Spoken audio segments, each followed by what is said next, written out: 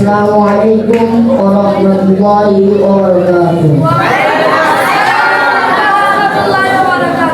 حمدا وصليا وسلما وأعوذ بالله من الشيطان الرجيم بسم الله الرحمن الرحيم ولهن مثل الذي عليهن بالمعروف قال رسول الله صلى الله عليه وسلم الجنة تحت أقدام الأمهات আন্দোলনে আশরাফুল তালবা কর্তৃপক্ষ কর্তৃক আয়োজিত বার্ষিক সেমিনারে আমার পাশে বসা সভাপতি বিচারক মণ্ডলী ও আমার সামনে বসা বাংলার দূর দূরান্ত হইতে আইনের বিগত ছাত্র ভাইরা আপনাদের সবাইকে জানাই পুষ্পদান গোলাপের শুভেচ্ছা ও মোবারকবাদ। ধন্যবাদ নয়, এইবার আমাকে ছাত্র আন্দোলন থেকে যে বিষয় নির্ধারণ করে দেওয়া হয়েছে তা হল নারী জাতির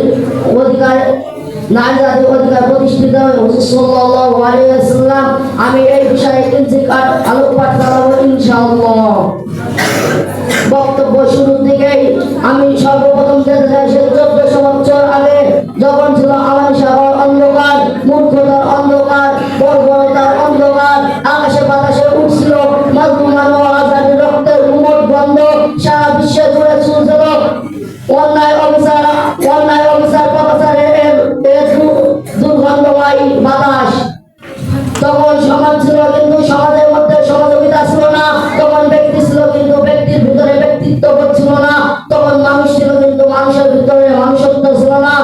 শ্রমিককে তার ন্যায্য অধিকার আদায় করে দেওয়া হতো না, নারীকে তার মায়ের জাতি বলে মনে করা হতো না, শুধু মনে করা হতো পুরুষের ভোগ বিলাসের পাত্র।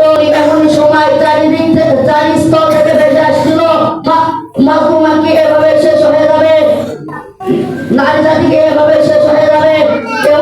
এমনই করুণ অবস্থার মধ্যে আল্লাহর ভিতরে অভিভূত হলেন সত্যের ন্যায়ের দিশারি উম্মতের কান্ডারি হুজুর সাল্লাল্লাহু আলাইহি ওয়াসাল্লাম, যার আগমনে পাল্টে গেল পৃথিবীর চিত্র, যার আগমনে পাল্টে গেল সাদাবাদের পার্থক্য, যার আগমনে ধনী করে পেল তার ন্যায্য অধিকার। দীপ্তমান্ডে ঘোষণা করা হলো শ্রমিকের ঘাম শোনানো আগে তার চোখ আদায় করা। নারী জাতি মায়ের জাতি, যে নারীকে সমাজের সর্বনিম্ন স্তরে মনে করা হতো, হুজুর সাল্লাল্লাহু আলাইহি ওয়াসাল্লাম দীপ্তমান্ডে ঘোষণা করলেন আল জান্নাতু তাহতা আকদামিল উম্মাহাত, জান্নাত মায়ের পদতলে।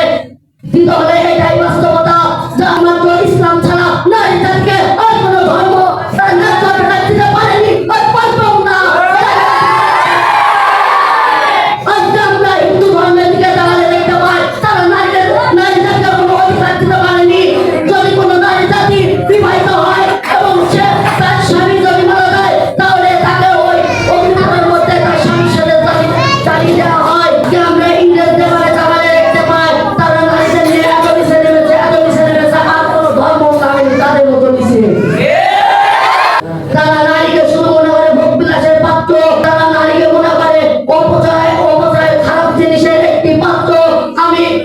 পরিশেষে আমি বলতে চাই যে মা বোনেরা বলে ইসলাম তাদের কোনো অধিকার দিতে পারে না, তারা এই সমান বলছে যে এই সমান দিয়ে আমার মা বোনদের ফিরে মারতে চায়। তারা চায় আমাদের মা বোনদের ইজ্জত নষ্ট করতে, তারা চায় আমার মা বোনদের ইজ্জত নিয়ে সিনেমিনি খেলতে, তারা চায় আমার মা বোনদের ইজ্জত নিয়ে হোলি খেলা খেলতে। আমি তাদের বলতে চাই বাংলাদেশের 92% মুসলমান, বাংলাদেশের শাহজালালের দেশ, বাংলাদেশের উলামায়ে ইকরামের দেশ। এই দেশে যদি কোনো নাস্তিকবাদ, কোনো মূর্খবাদ, কোনো খ্রিস্টান, কোনো ইহুদের বাচ্চা যদি নারীদের নিয়ে সিনেমা খেলা